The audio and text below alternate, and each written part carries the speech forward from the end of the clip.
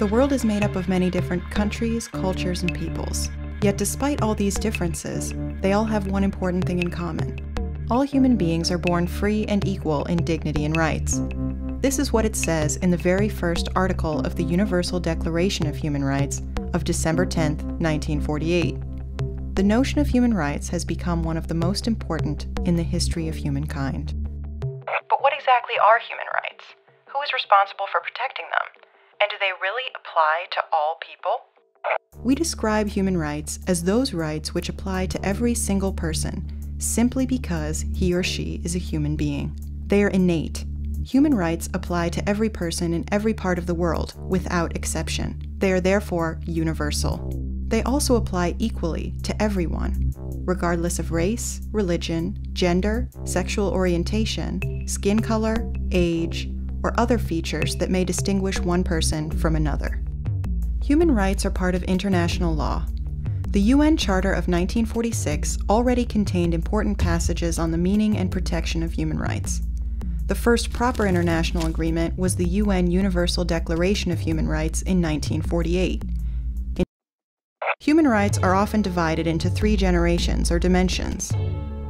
The first dimension, the classic political and civil liberty rights. These include the right to life and physical integrity, a ban on slavery and forced labor, protection from torture, freedom of thought, conscience, and religion, a comprehensive ban on discrimination, and the right to vote. The second dimension, the economic, social, and cultural human rights. These include the right to work and to a decent wage, the right to form trade unions, equality between men and women, the protection of families, pregnant women, mothers, and children, the right to a decent standard of living, including the right to adequate food, the right to the highest attainable standard of physical and mental health, the right to education, and the right to participate in cultural life. The third dimension deals with the rights of groups. It includes the right to self-determination, the right to development, the right to a clean environment, and the right to peace. The principle of the indivisibility of human rights is important. That means none of the rights listed in the political, economic, social, and cultural human rights may have precedence over the others. Human rights can only be consummated when all facets work together. The exercise of civil and political rights depends on the safeguarding of economic, social, and cultural rights, and vice versa. And who exactly has the job of implementing and upholding human rights? Countries carry the main responsibility.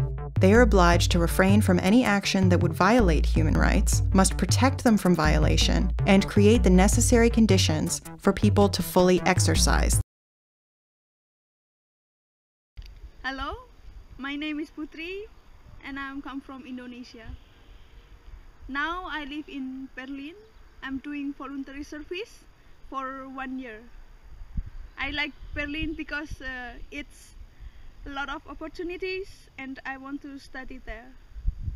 In this international city I also learn a lot of things.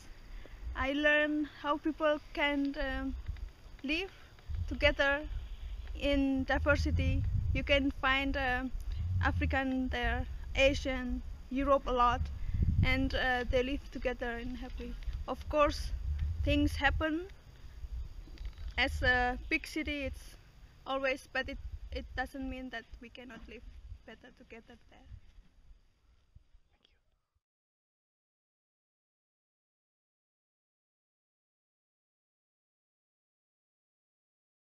Hi, my name is Ines.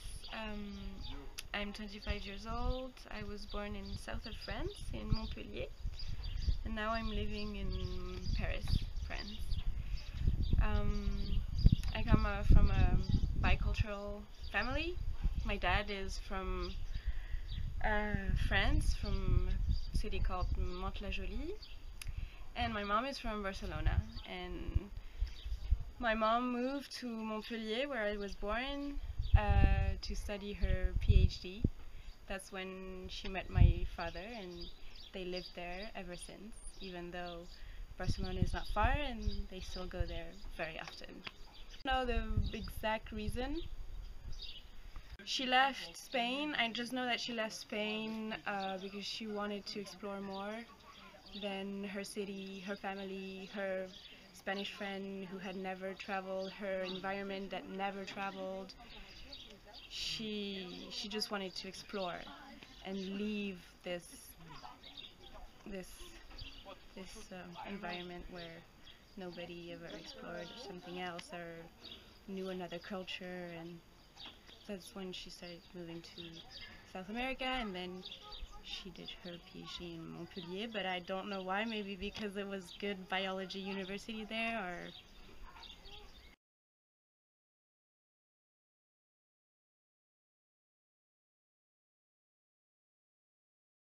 My name is Anna. I'm from Ukraine and currently I live in Hungary. Uh-huh. I do my European volunteering service here for 10 months And why did you change the place where you wanted to live? because I wanted to experience another style of living. I was living in the city and now I live in very small village far away from civilization, so for me it's kind of interesting.